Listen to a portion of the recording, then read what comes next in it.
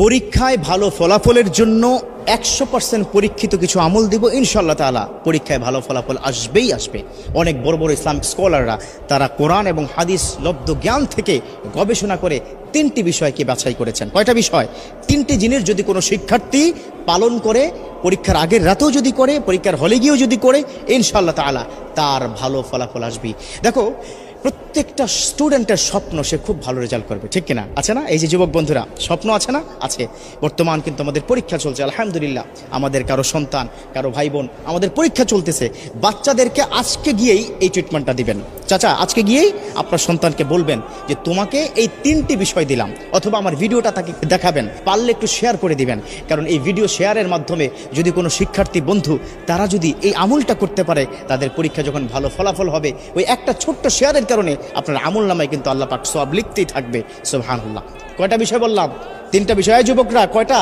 3টা বিষয়।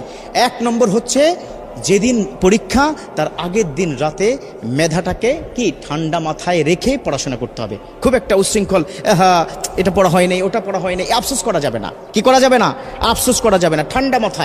ঠান্ডা মাথায় বই নিয়ে পড়তে হবে সাজেশন অনুযায়ী, ঠিক আছে? তবে তাড়াহুড়া করা যাবে না, গভীর রাত পর্যন্ত জাগা যাবে না।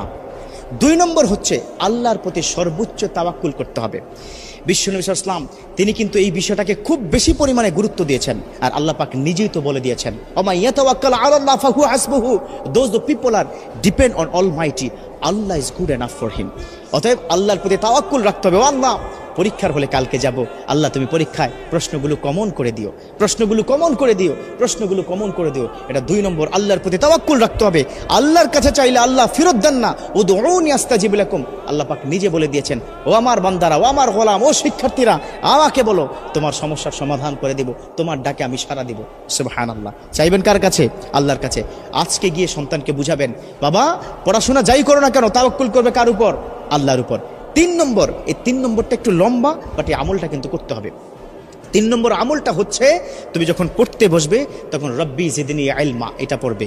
রব্বি ইয়াসসির ওয়ালা তুআসসির ওয়া তাম্মিম আলাইনা বিল খায়র, কোরআনের কিন্তু আয়াত। এটা 2 সূরা থেকে 2টো আয়াত সংমিশ্রণ করে অনেক আল্লাহর ওলিরা তাদের যারা অনুসারী তাদেরকে বলেছেন যে এই 2টো আয়াত যদি কোনো সন্তান পড়তে থাকে, তিনি যা পড়বেন দ্রুত মুখস্থ হবে এবং সেটা মাথায় থাকবে।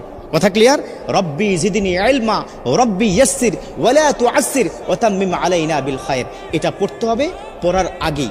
এবং সকালবেলা ঘুম থেকে উঠে মেন্টালি ফ্রি থেকে একদম ফ্রেশ হয়ে উজু করে তারপরে যা কিছু প্রয়োজন পরীক্ষার হলে যাওয়ার জন্য সেগুলো হাতে নিয়ে বিসমিল্লাহি তাওয়াক্কালতু আলাল্লাহ বলে কিন্তু ঘর থেকে বের হতে হবে। একটা টিপস দিব, সেটা হচ্ছে পিতামাতার কাছে একটু দোয়া চাইতে হবে। আল্লাহু আকবার। একটা কথা কি মাথায় রাখবে, এই পিতামাতা যদি তোমাকে দোয়া করে দেয়, পৃথিবীর কোথাও তুমি ঠেকবে না। পরীক্ষার হল তো স্বাভাবিক একটা বিষয়। এবার পরীক্ষার হলে প্রবেশ করার পরে বিসমিল্লাহ করে পরীক্ষার হলে প্রবেশ করবে। আমরা বর্তমান সময় আমরা কি দেখি, আমাদের সময় ছিল যে পরীক্ষার হলে গেলেই বন্ধু বান্ধব হই হুল্লোড়, চিৎকার চেঁচামেচি, তুই কি এটা কি পড়েছিস কিনা, এই কি ব্যাপার, কি দোস্ত তোর কি খবর, এই ধরনের কথা বলা যাবে না।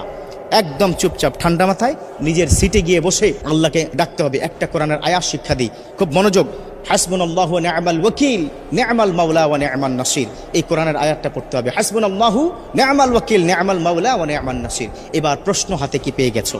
প্রশ্নটা হাতে পেয়ে সাথে সাথে না উল্টিয়ে 2টো কাজ করবে।